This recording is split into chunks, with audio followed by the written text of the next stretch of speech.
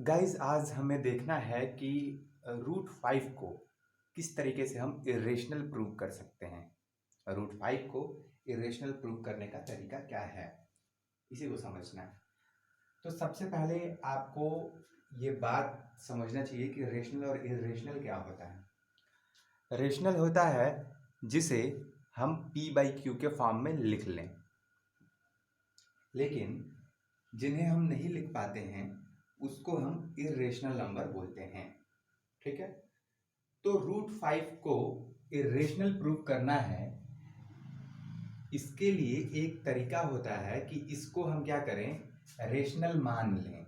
ठीक है, तो रेशनल कैसे मानेंगे, चलिए यहाँ पे सॉल्यूशन है, आप ध्यान से देखिए। तो let root five is rational number. ठीक, so it can be written in form of p by q where q is not equal to 0। यानी कि अगर मान लेंगे कि रूट फाइव जो है वो एक रेशनल नंबर है, और यदि ये रेशनल नंबर है तो इसको p बाई क्यू के फॉर्म में लिखा जा सकता है, जहां पे q की वैल्यू 0 के बराबर नहीं होनी चाहिए। ठीक है, तो चलिए मान लिए कि रूट फाइव एक रेशनल नंबर है, इसलिए ये p बाई क्यू के फॉर्म में लिखा जा सकता है। ठीक है, तो इसके हिसाब से आप देखेंगे कि अगर क्रॉस मल्टीप्लाई कर दें तो root five Q is equal to p हो जाएगा।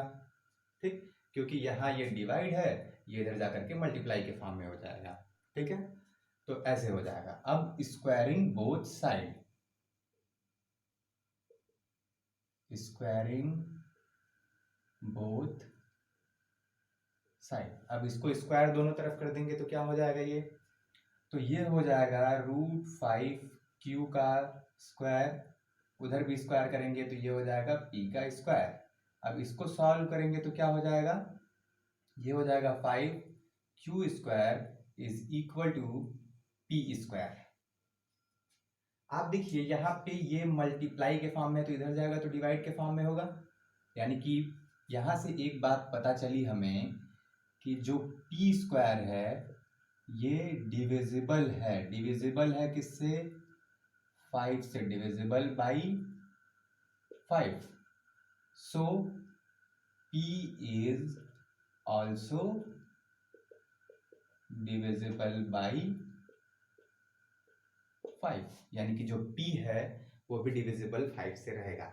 एक एग्जांपल लीजिए कि 25 है, वो 5 से डिविजिबल होता है क्योंकि कट जाता है ये 5 बार में।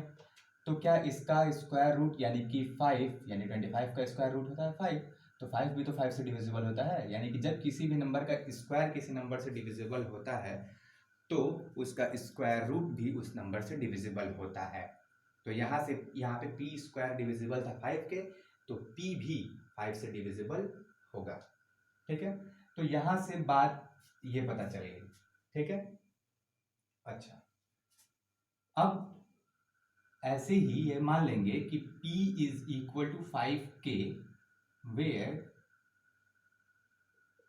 k इज एन इंटीजर, यानी कि k मान लीजिए कि एक इंटीजर है। ठीक है, अब इसी p की वैल्यू ऊपर पुट कर दीजिए। तो p की वैल्यू ऊपर पुट करेंगे तो इसके जगह पे रखेंगे, तो p की जगह पे रखेंगे 5k, तो उसका स्क्वायर, क्योंकि p का स्क्वायर है, और यहाँ पे रहेगा 5q का स्क्वायर। अब ये देखिए 25k square is equal to 5q square, ये 5 से ये 5 बार में कट जाएगा। इट मीन्स कि q square is equal to 5k square. तो यहाँ से भी एक बात पता चली कि q square is divisible by 5, so q is also divisible by 5, तो q भी जो है वो भी 5 से डिविजिबल है। ठीक, तो अब देखिए मैं इससे पहले लिख सकता था, लेकिन आपको यहां समझाना है कि इसके आगे जब यहाँ पे लिखे कि √5 is irrational number, so it can be written in form of p/q where q is not equal to 0, इसके आगे आपको एक चीज और लगाना था। क्या और क्यों लगाना था, अब इसलिए हम लगाए, मैं इसको पहले भी लगा सकता था, लेकिन इसको इसलिए यहाँ पे क्योंकि बताना यहाँ से समझाना उसको जरूरी था, रटाना नहीं है, इसको समझाना है। तो यहाँ पे लिखना है P एंड Q आर को प्राइम, मैं इसलिए यहाँ पे जगह भी छोड़ा था कि P और Q जो है वो एक को प्राइम है। को प्राइम का मतलब क्या होता है कि दोनों में कॉमन फैक्टर नहीं आना चाहिए। कॉमन फैक्टर नहीं आना चाहिए का मतलब, देखिए कॉमन फैक्टर हर नंबर में 1 होता है, लेकिन इसके अलावा कोई कॉमन फैक्टर नहीं आना चाहिए। एक एग्जांपल ले लीजिए कि जैसे मान लीजिए कि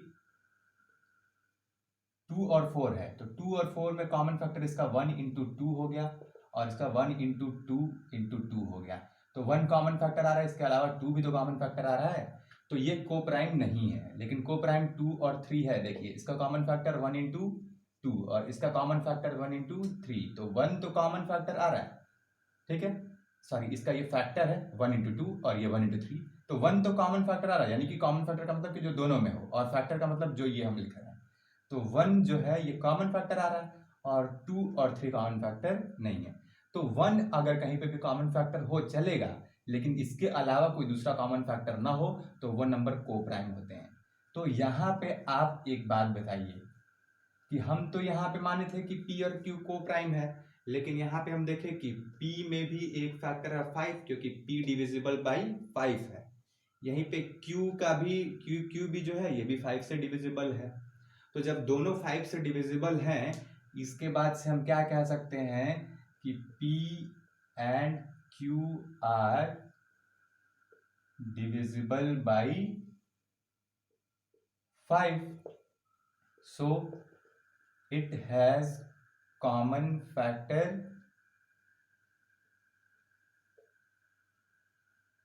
5, इसके पास कॉमन फैक्टर 5 हो गया, so it contradicts our supposition, ये हम जो माने थे उसका विरोध कर रहा है। तो हम क्या माने थे, हम माने थे कि P और Q जो हैं ये को प्राइम हैं, और P और Q को प्राइम है, लेकिन यहाँ पे कॉमन फैक्टर तो 5 मिल गया, इसलिए ये हम जो माने थे तो उस चीज़ का विरोध कर रहा है, और हम माने ये थे कि √5 रेशनल नंबर है। तो क्या हो जाएगा जब उस चीज़ का विरोध कर रहा है, तो सो √5 इज इरेशनल नंबर, और यही प्रूव करना था, हेंस प्रूव्ड।